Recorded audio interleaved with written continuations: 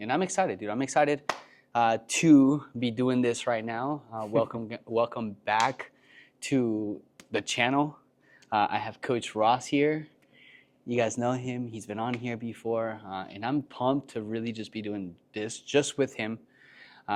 Reason being is because, if you guys follow him on social media, you guys already know and understand that Ross has such a unique approach at training and just how he views movement overall, that I really wanted to get him on here just to really, more than anything, just chat, bro. I really just want to chat with you about it, because every time I have a conversation with you about movement, I'm like, bro, how does he think that way? It's cool and it's rare and it's strange, and I want people to really see that and experience that so that they have a better understanding of what you're about, right? Yeah. What you stand for, why you like movement.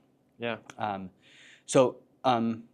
Really quick, first and foremost, I really want to ask you, which I think is an important question that people would like to know, is what motivates you to train?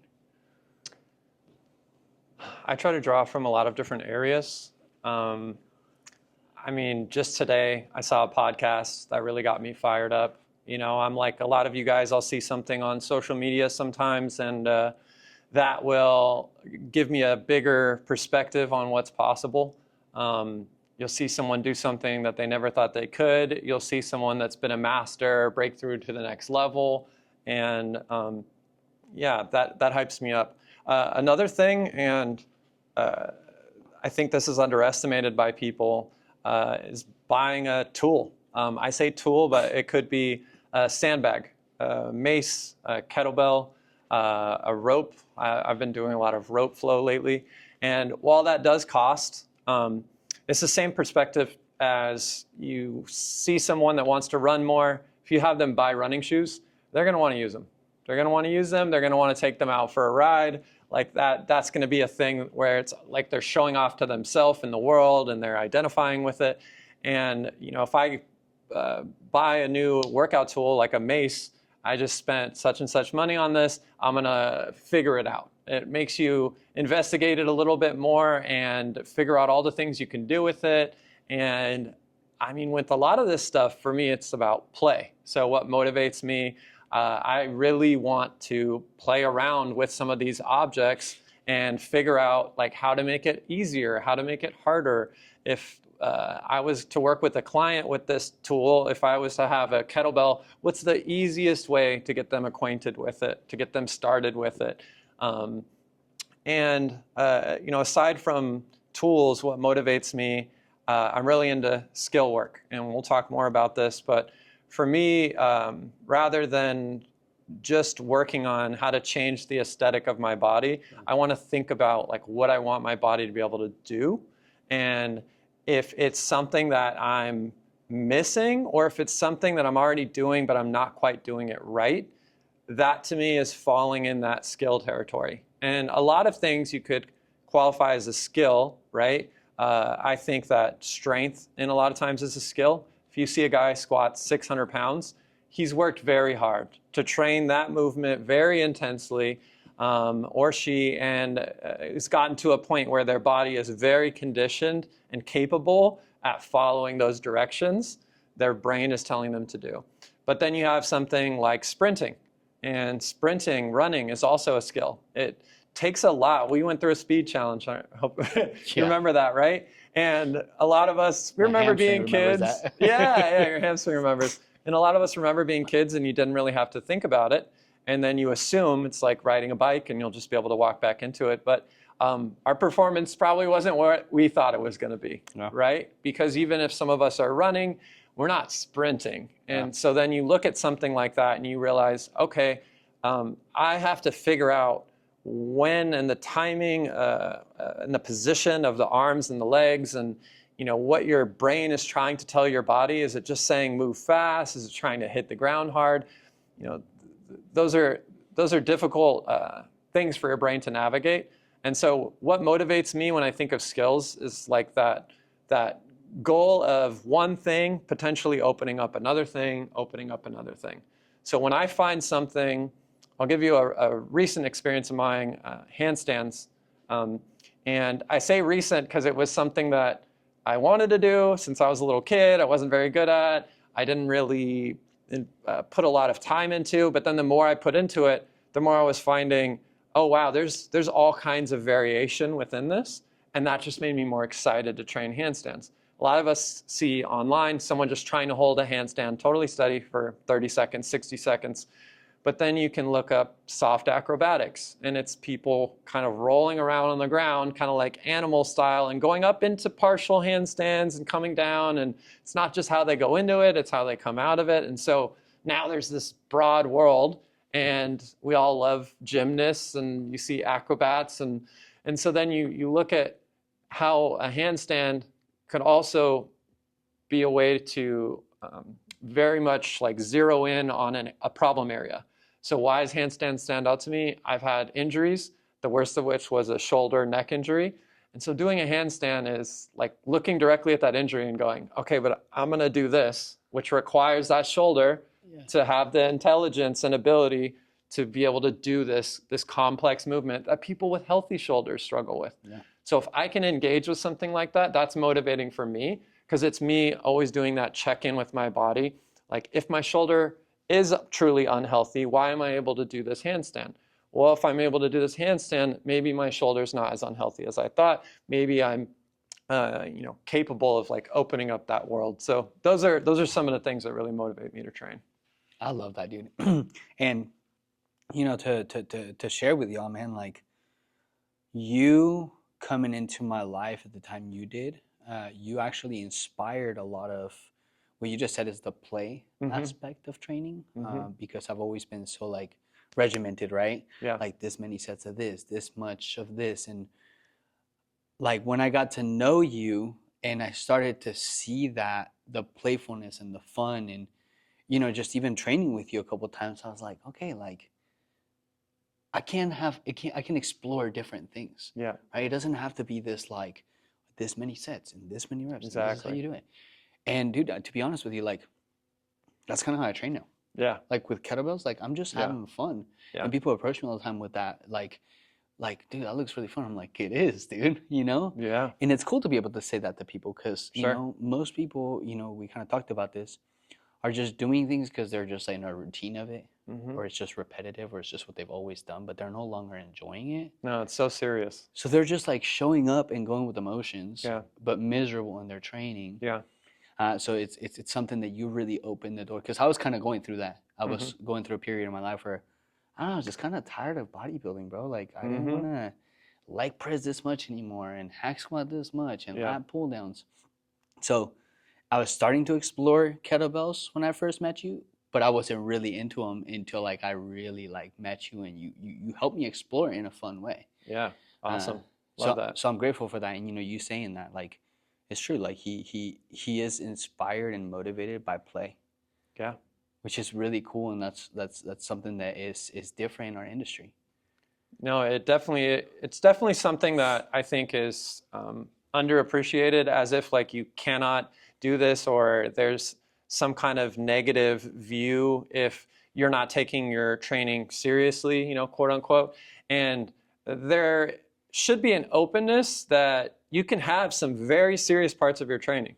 Like if I have a goal of, I'll use the handstand example again, but my shoulder is weak, I need to think seriously about how I'm going to get it strong, and it's going to be hard, and I'm going to need to be focused. But play is also like finding a way to do that is putting you in a flow state, that's engaging, that makes you feel very present. Like those are the things that like really motivate me to stay with it, rather than in between sets, you're like, I'm gonna have to squat that weight again, and that's gonna be hard. Like it was hard before, and I know exactly what it's gonna feel like, and it's gonna suck. Like feeling as though that's the only way, I think is the wrong approach. I think that if your style has been like that, where you just know that this is going to suck and that's the end of it, maybe still keep some of that because it's familiar to you. I can talk more about that later, but add in a small chunk of time where it's like a 5 minutes of see what happens.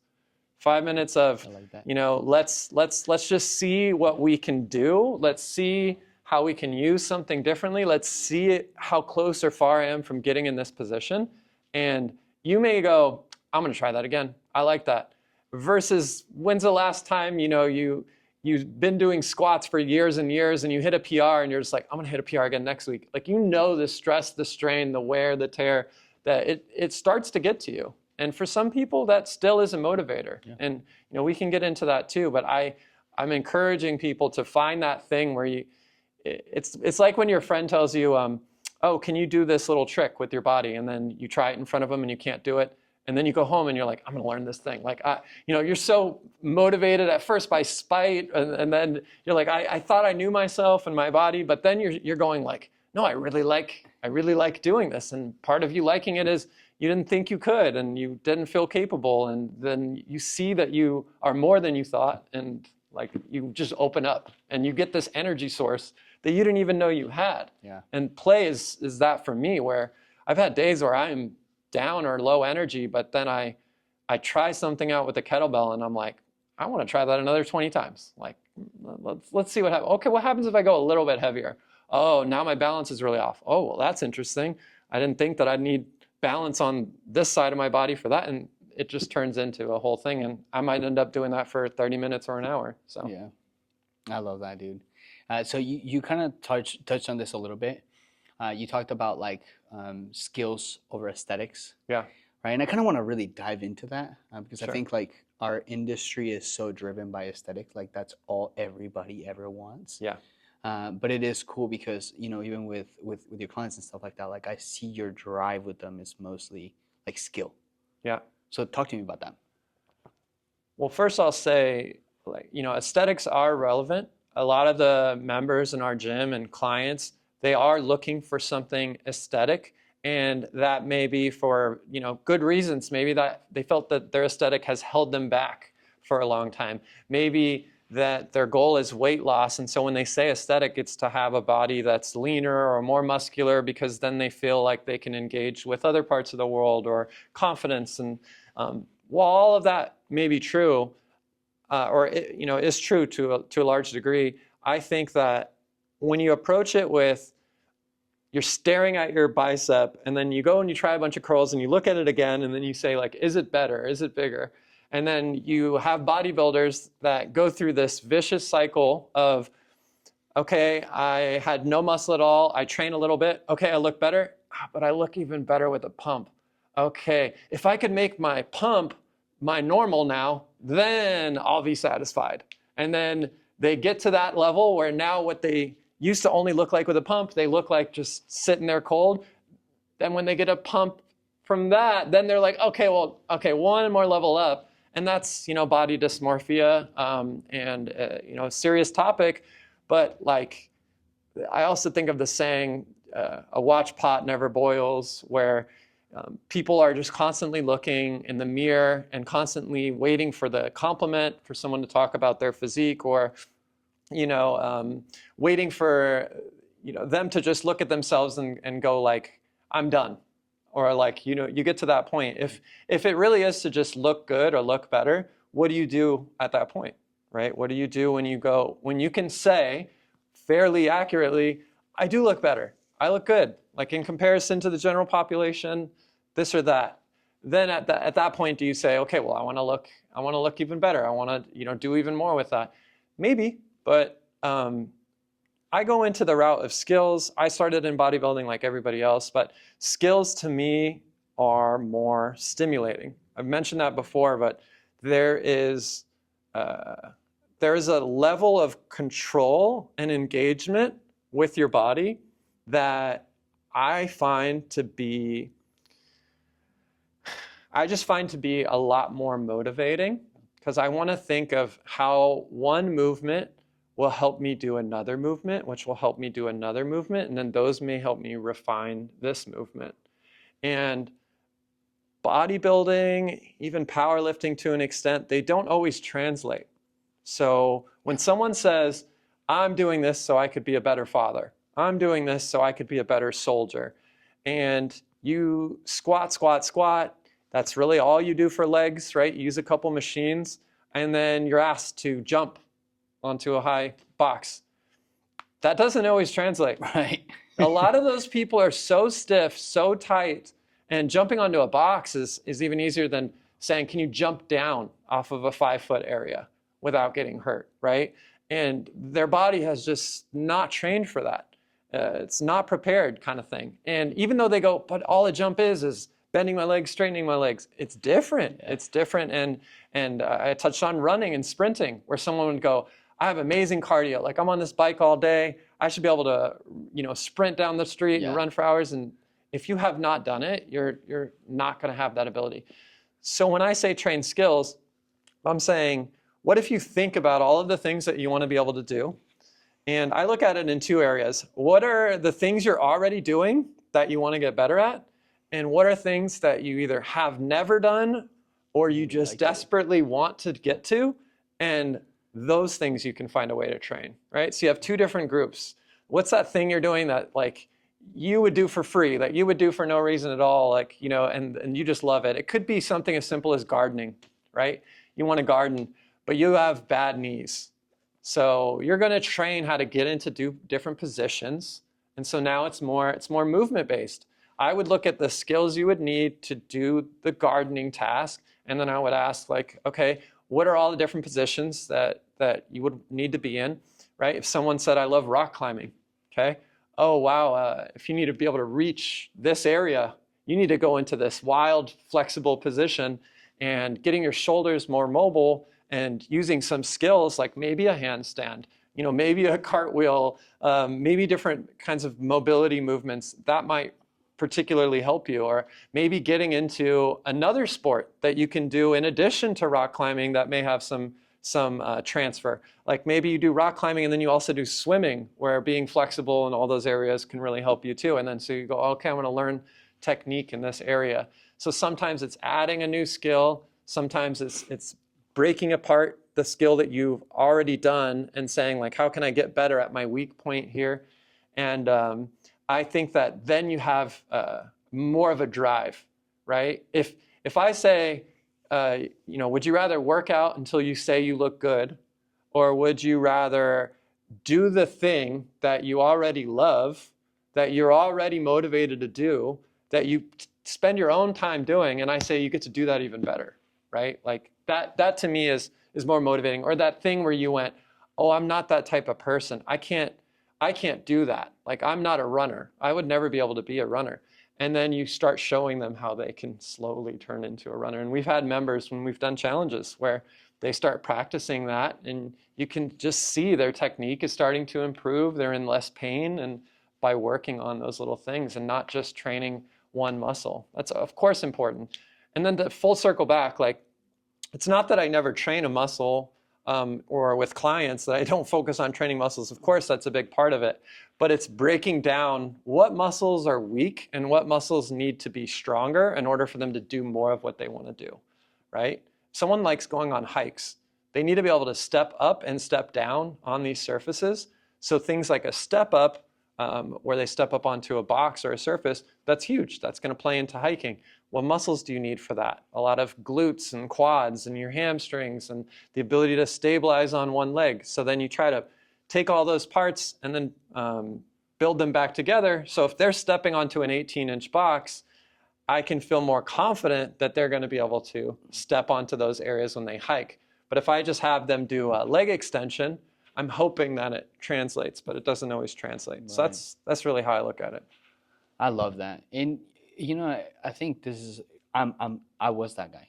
I was the bodybuilder. Yeah. It was stiff as heck. Yeah. I still remember when X first tried to do a mobility, and I was embarrassed, bro, like my lack of mobility. Yeah. And like you said, I went home and I was like, yeah, I'm gonna show them, like, I am never gonna be that immobile again. Yeah. But the craziest thing too, and this is something that I think a lot of people don't understand, is skills. What you're saying is you're becoming more athletic. Yep. Right? You're becoming more capable. Like, you're able to do more with your body. Yep. And the whole point of bodybuilding is to look athletic. Yeah. Right? It's a sad truth, yeah. Which is crazy, because when I shifted my mindset into like, okay, I want to focus more on like just being athletic. Yeah. And being able to do more and jump and sprint and run and be mobile, my body started to change the most. Yeah. It's almost like I wasn't fighting against my body anymore. Yeah. which is crazy, you know. And I just wanted to really share that because what you're training, like what drives you and motivates you with skills is like you're just trying to make people more athletic, more capable. True. No, it's very true. And athletic could be many things. For right? sure. It could be a more athletic dad is somebody that can pick up their kid Yeah. and run with them and throw them and Yeah. do all kinds of things, you know. A view on athleticism, because it's always so difficult to define, but I like looking at it as a person that's capable at positioning and moving their body to complete a task in an efficient way.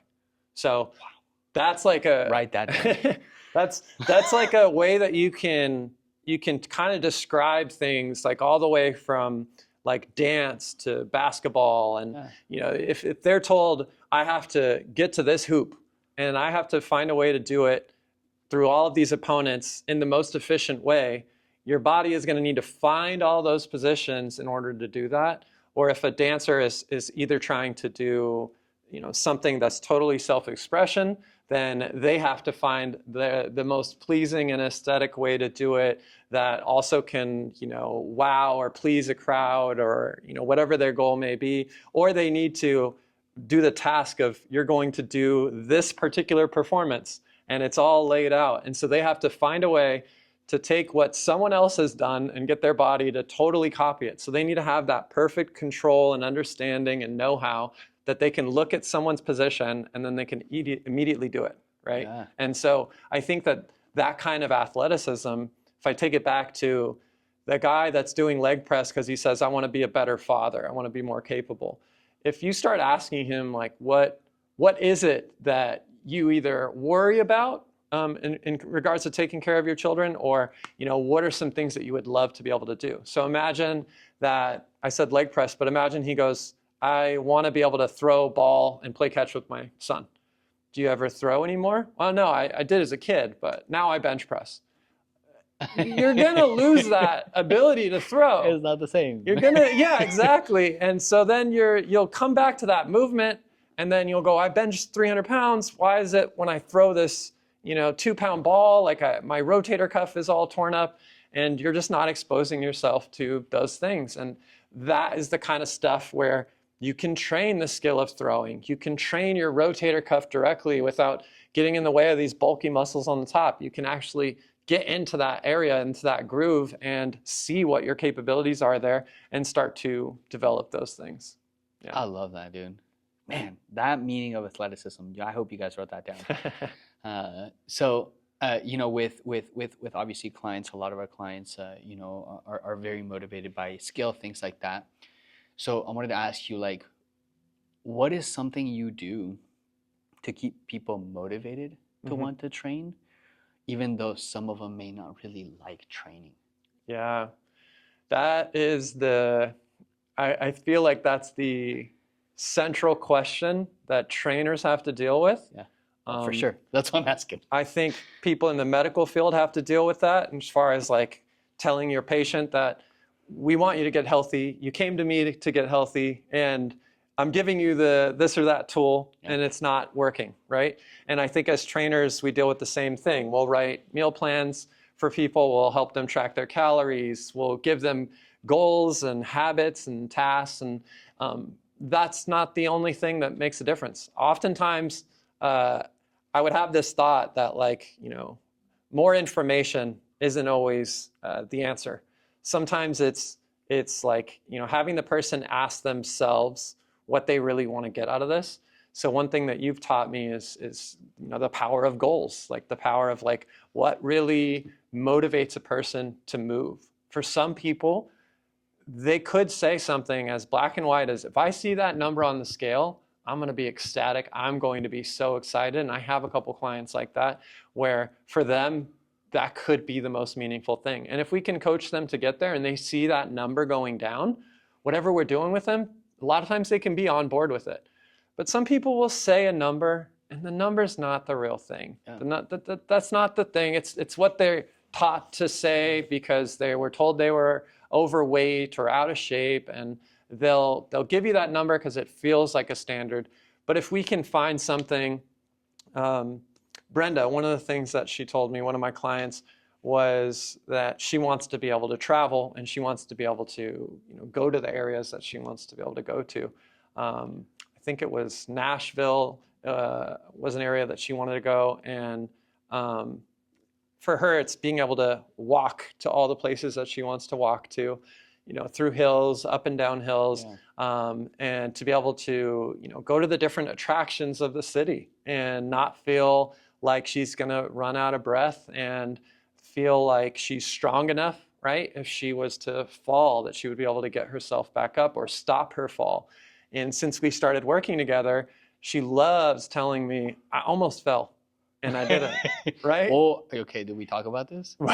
She's had both cases. She's had cases where she fell and it was bad, and then she'll tell me other cases where she didn't fall. Like, you can't totally bulletproof someone, but you can definitely reduce the chances. I feel confident in saying that. Oh, for sure. And so, like, the what motivates someone to train. So you think about their goals, right? And you want to give them more of a broad spectrum of things. Like I will give someone something that can be very cardio intensive, but there's different ways that you can do it. So, I mean, Guillermo, you know this too. When we warm up clients with cardio, some people hate the stairs more than anything. For some people, they go, this feels direct. I know what my body's doing. I like how it feels.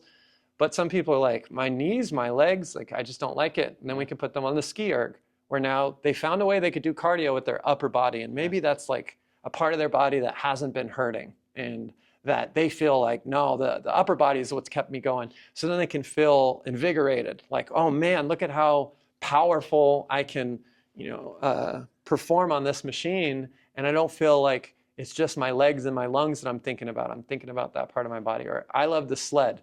It was the sled for me. Like, just to go on a little rant here. Cycle.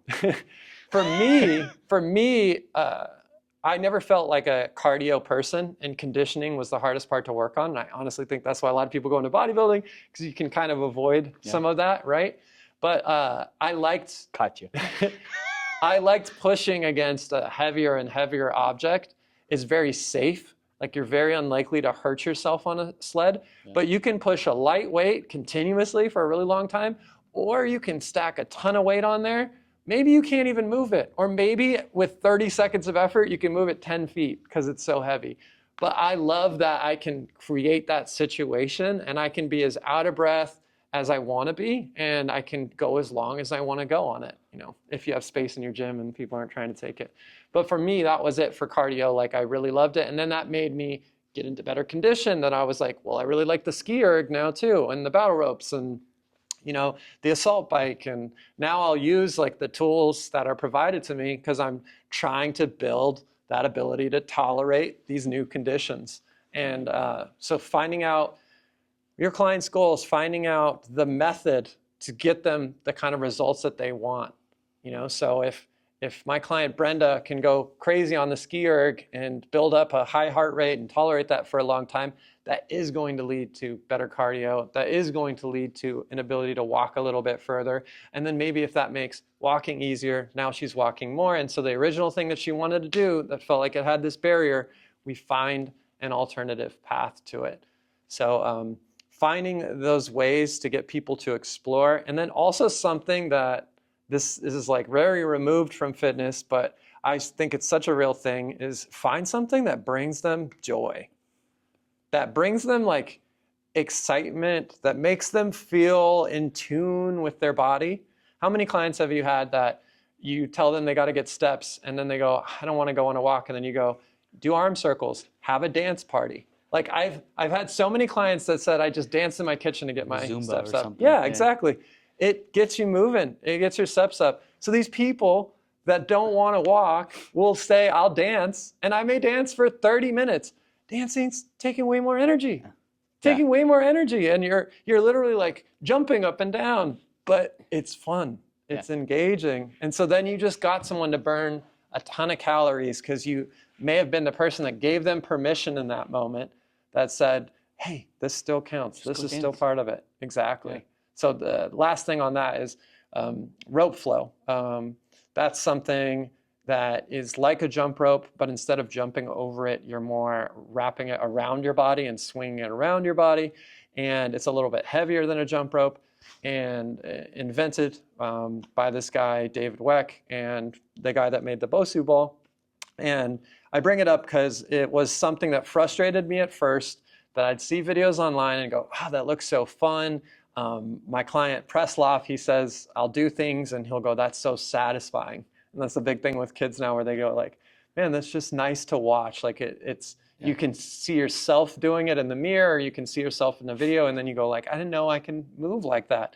And sometimes I'll do it and someone will say like, oh, do you do martial arts or do you do dance? Because it's the positions that it makes you want to go into, yeah. Feel like they translate to these other disciplines, and they give you that feel of moving parts of your body that you would have a hard time if I said, okay, when you were with the rope and swing it this way, let's train just that muscle that you feel right there. It's sometimes really hard to do that. But when you get the rope, you're kind of going through all these different patterns and motions, and you're feeling yourself like bend and rotate in these ways that it's hard to duplicate on a machine. And for Brenda, who's I think near 70 right now, and then Presloff, who's 14, I'm teaching them both rope flow. They both started about the same time. They're neck and neck and like learning, and they both have the same reaction.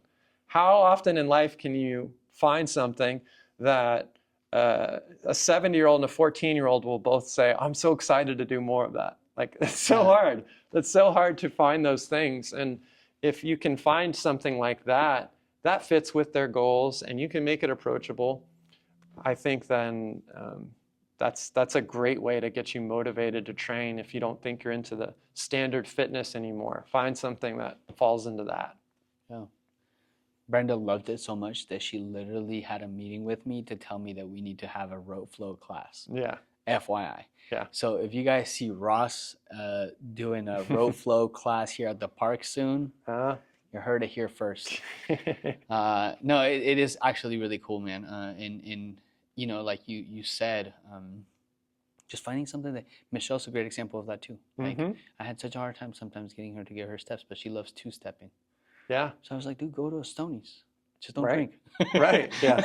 Yeah. That's the trick right there. And she loved it, and she got to have fun. And like you said, sometimes you just have to, it's like give them permission to say like, this is still counting. Like, this still counts towards that. Yeah.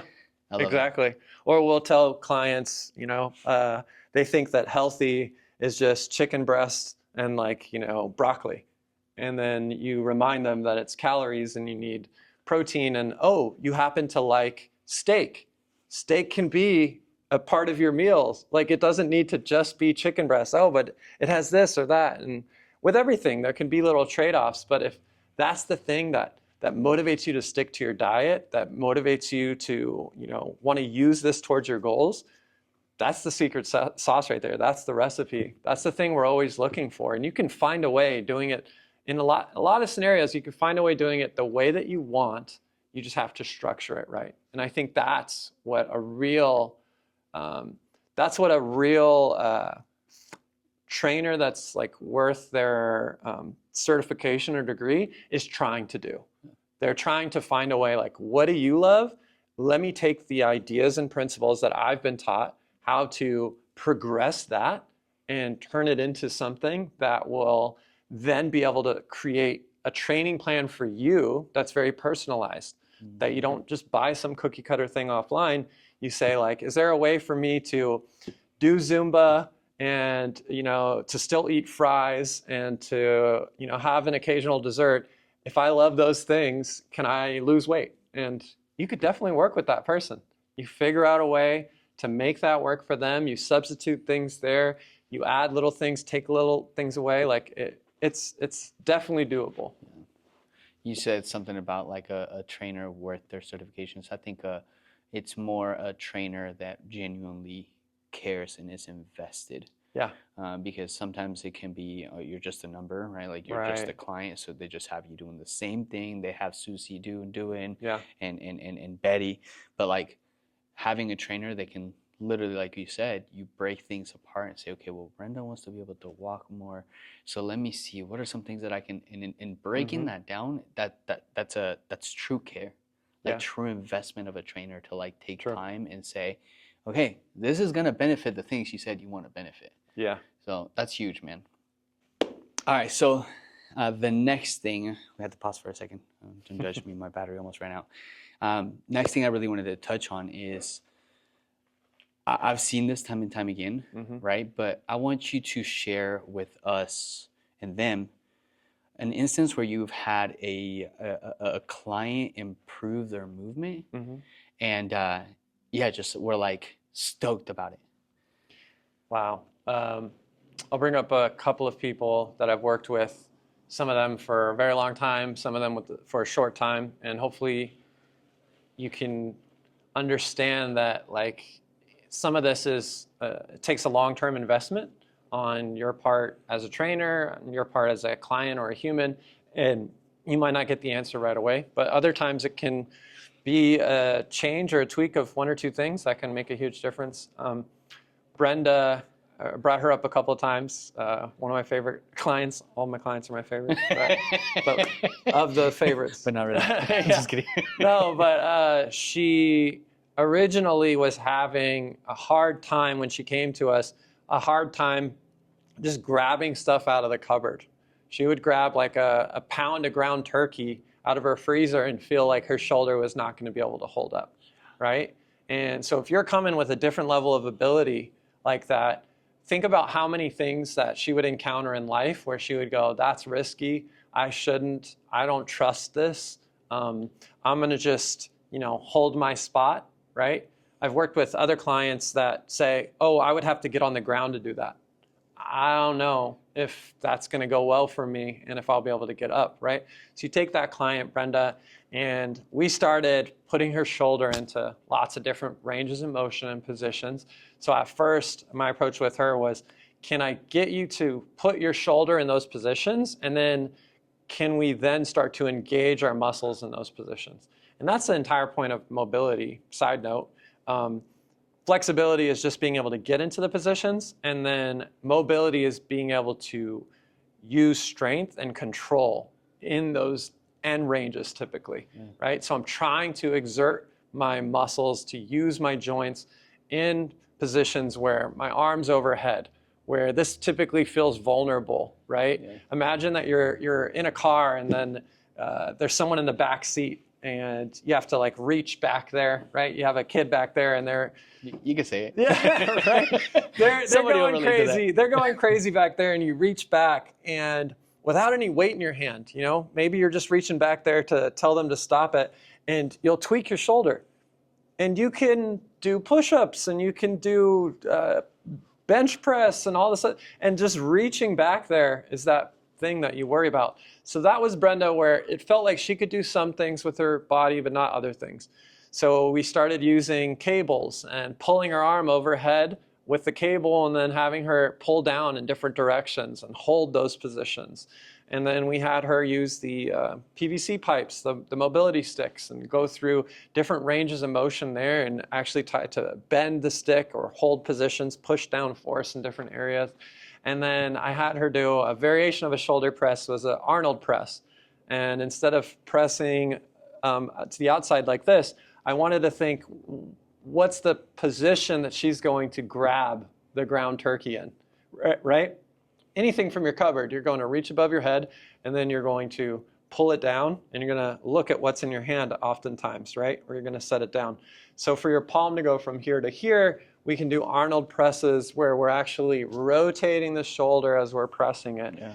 And the numbers just started going up and it snuck up on her. It was really cool to see. She goes from, I took 1 pound, I had these little 1 pound, pound and a quarter plates, and she was pressing those, and then it was 2 pounds.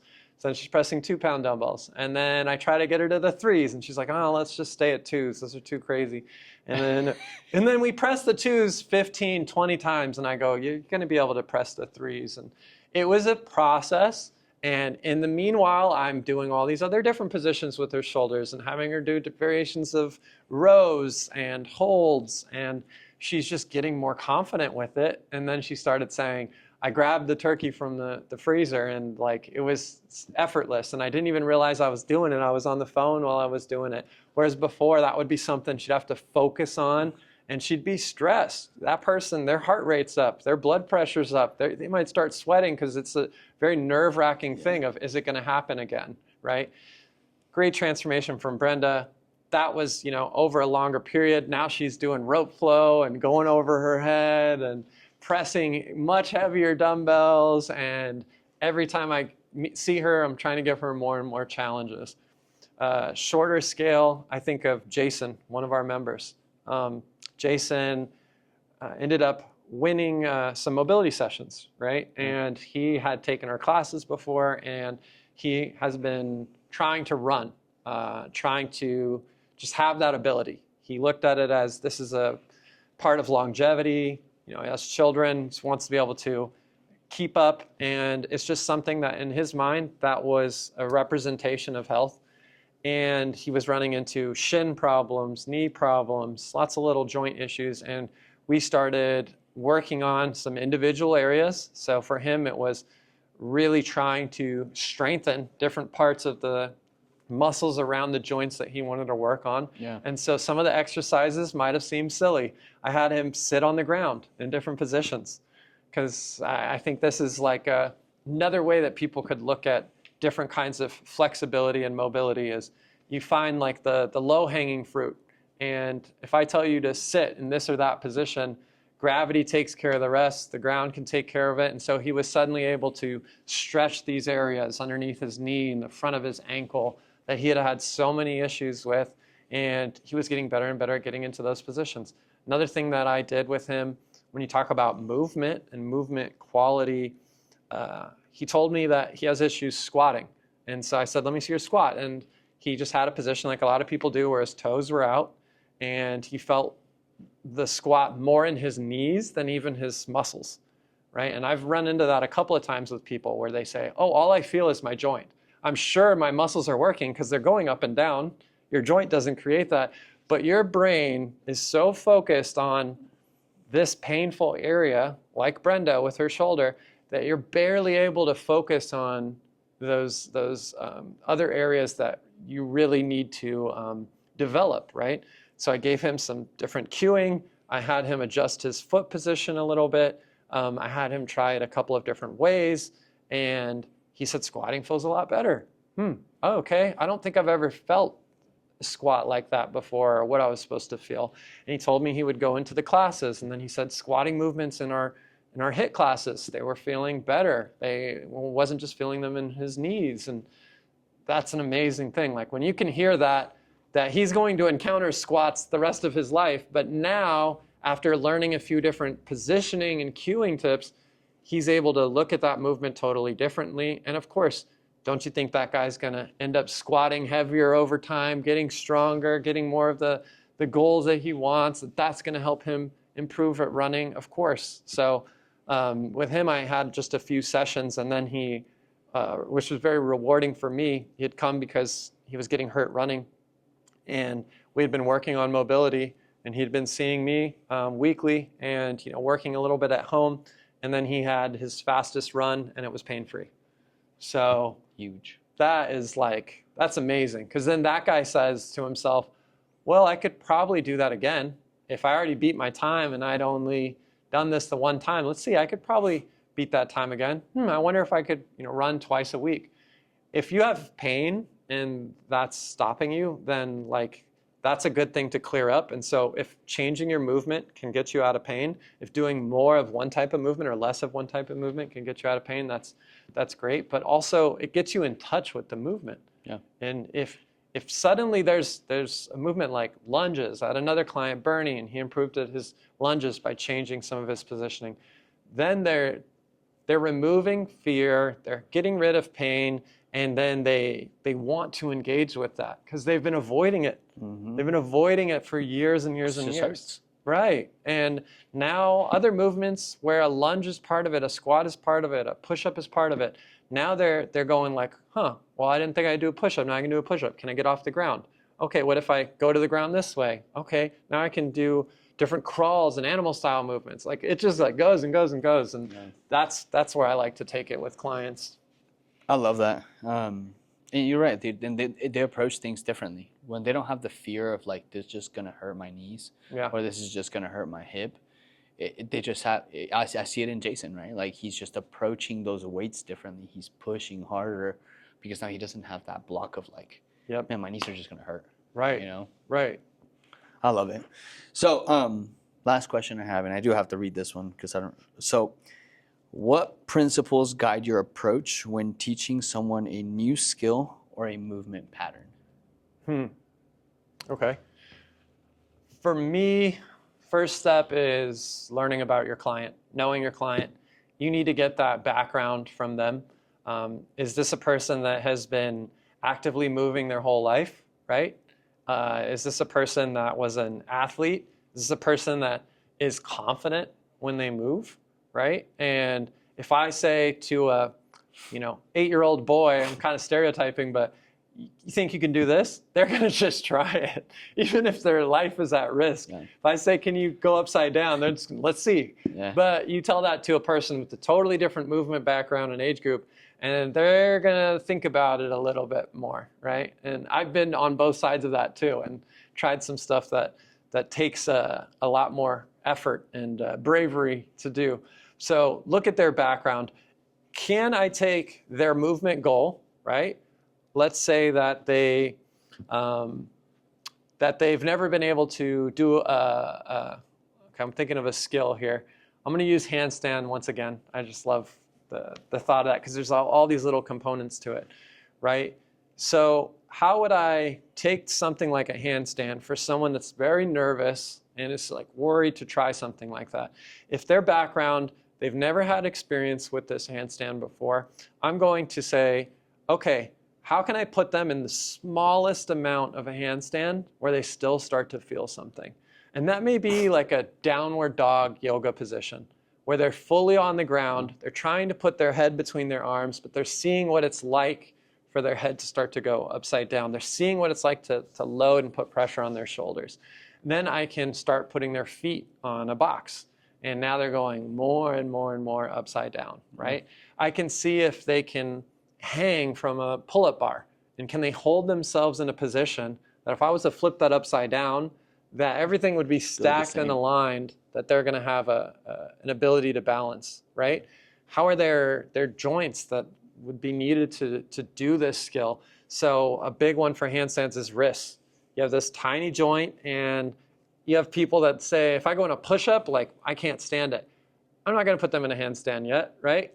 That is how I approach mobility. So if I can get them into a skill, they really want this handstand, or their daughter is doing handstands and their daughter's like, do it with me, and they really would love that experience, then I got to start doing mobility, teaching them how to engage and control their joints in different motions. So their wrists, they got to learn how to be in this position.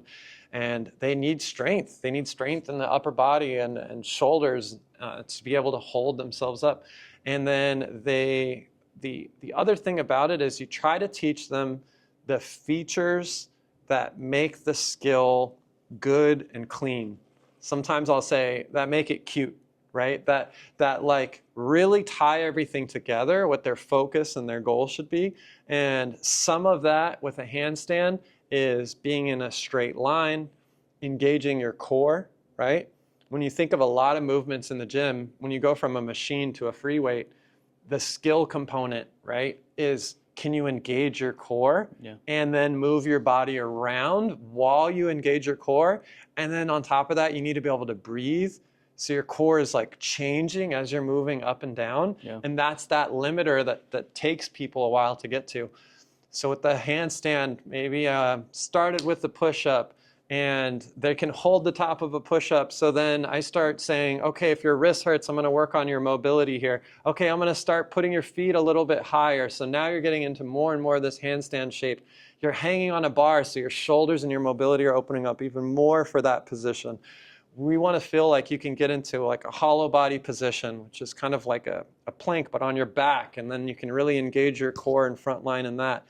And when they start adding all these things together, and then I tell them with a skill, often the more you can practice it, the better. So find a movement snack that they can do. Movement snacks for me are small amounts of movement. Yeah. They, by definition, they got to be lower intensity. They can't be a all out, right? Every day I'm going to go handstands till my wrists feel like they're going to fall off. Right. That's how you're going to get injured.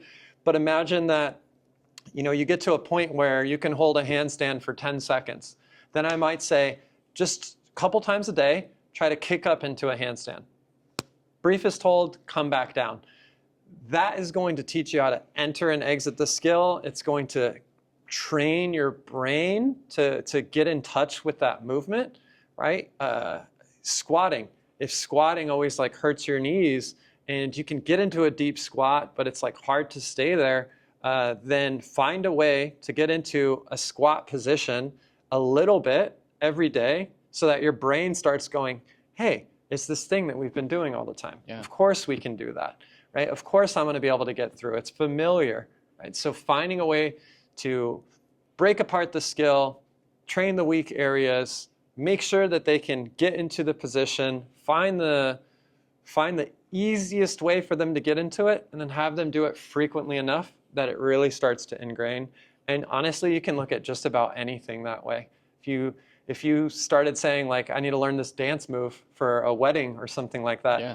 you would just try to break that down, see if you can get in all those positions. One bit at a time. Exactly, and then start doing little bits at a time, and then you start combining it together. And so many of the things that we want to be able to do with our bodies, we can start to break down that way. And I really hope that the people listening to this look at skills in a different way and start looking at training, not just the muscles and the visuals of the body, but start looking at it a little bit more like an athlete, where they say, to win at what I want to win at, I need to be able to make my body do this, and their bodies start to transform regardless. Yeah.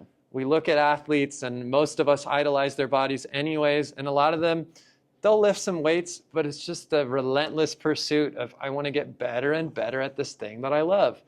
And that motivates them. And a lot of them, when they leave that career, they kind of feel lost because they've been so motivated and focused by this one thing. So we can take a piece of that, and you can just ask yourself, like, what's that fitness tool you've been seeing online? And you go, man, I've wanted to use a mace. I want to learn that. Right? Yeah, I want to learn how to use the sandbag or the rope flow or the kettlebell, and invest in that, and then start looking at the most beginner friendly. And then when something starts hurting, type in blank mobility, and oh, my wrist is killing me, I want to use this kettlebell more. Yeah. Type in wrist mobility, start working on that, and then just break it into these bite-sized chunks.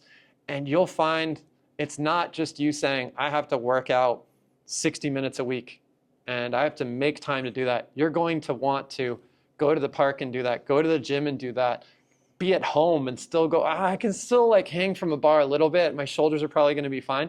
And now you're making excuses to do it rather than excuses not to do it. Yeah.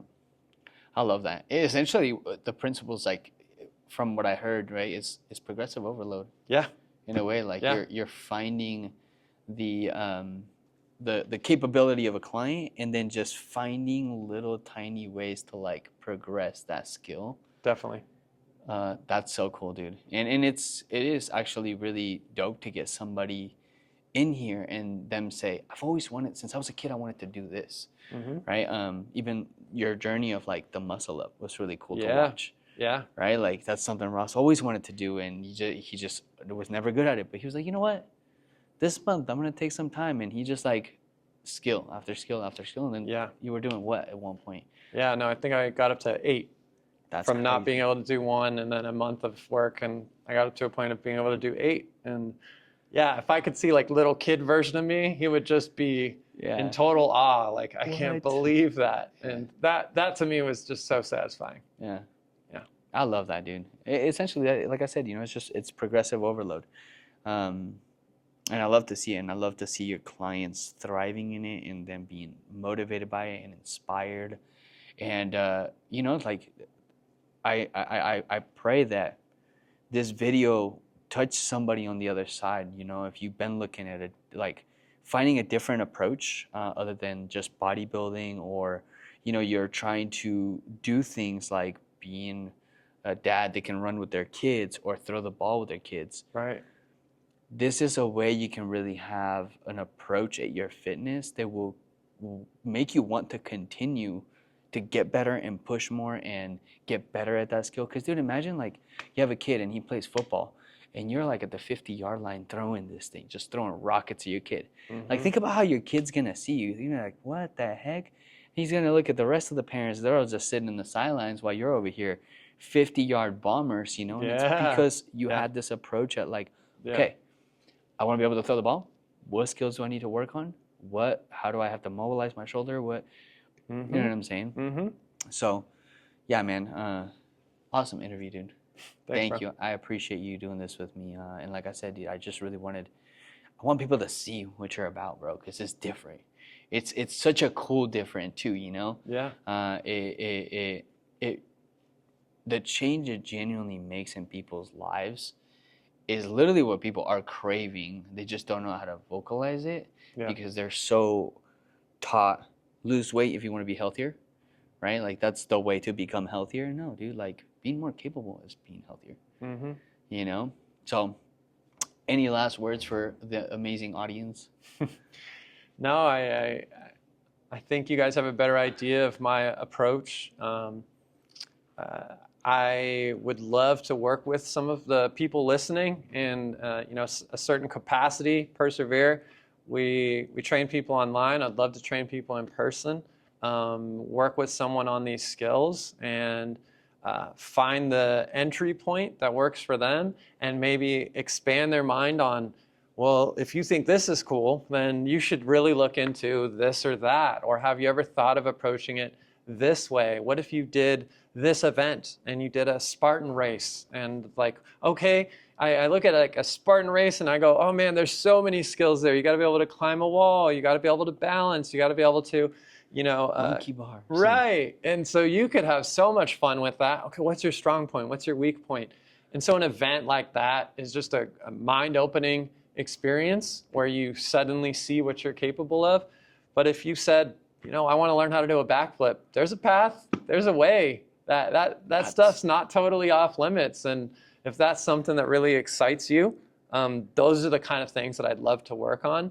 And final point of, say you go, yeah, I want that, but I really think that losing weight is what I need. I'm not saying we won't help you with that. Oh, that will definitely be a part of it. That's one of your goals. But even if it wasn't part of your goal, I'm telling you, if you invest physically into any of this stuff, body fat is going to start coming off because you're just going to be moving more and you're going to want to eat better to perform the movements that you've been trying to do forever, right? If you love jumping, or you've always wanted to jump, you're going to find that you're so active and putting so much into those jumps and your training that you're wanting to eat in a way that allow you to weigh less and jump higher, and it's all just coming together. So like find that thing, or if you want to find that thing and you need help, like we're here and we would love to. So yeah. I love it. I hope you guys got as much as I got out of this. Again, if you guys did not write his meaning of athleticism, I hope you did. And if you didn't, go back. It's at like, I can't tell you 1 minute, but go back and write it down. And again, dude, thank you, bro. I appreciate you for taking time out of your day to do this with me. Of course. And I'm going to put his Instagram down below in the description. I'm going to put his, do you have a YouTube active yet? Not at this time, but it's coming. I will put his YouTube down in the handle as soon as he activates it. And yeah, just stay in tune, man. If you guys have any more questions, shoot us comments down below. And then also, you guys can always email us, contact us, let us know, what do you need help with? What is a movement or a skill you've always wanted to do? And let's find a way where Ross, dude, I've seen Ross. Okay, this is the last thing I'm going to touch on. This dude has helped me out of injuries more than I can count in both hands. And it is just cool the amount of passion and time and attention to detail he has in trying to find what is wrong with the movement pattern and how he can help and aid you in fixing that pattern. I've never seen that in anybody ever before in my life, and I really wanted to highlight that because you've done that for me plenty of times, bro. Thanks, man. So, whether you're, want to move better, or even if you do have some type of injury or something that's holding you back, let's find a way to just get you in here, get an assessment with him. He can do his magic, and that's what I like to say. He likes to do his magic stuff. And then, you just at least help you figure out things you can even do at home to start improving that. I've seen it with plenty of our members, bro. And the people that actually apply the things that he has them do, they get better. Now, there's plenty of people that come in here and never do the things that he tells them to do. Right. That's not his fault. That's their fault. But yeah, shoot us a DM. Like I said, comment down below. Let's get in touch. And besides that, man, thank you guys for watching. And always remember, just focus on becoming 1% better every single day. Yeah. Thank you, guys.